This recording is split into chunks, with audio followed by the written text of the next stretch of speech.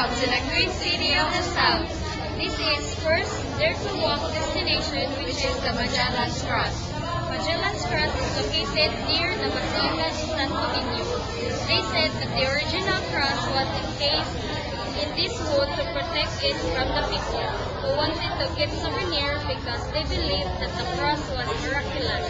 Makikita natin sila dito kung paano nila mga pintador ng Christianism.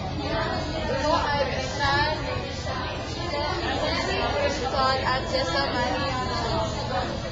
Ito ay binaon sa lupa noong Abril 21, 1521.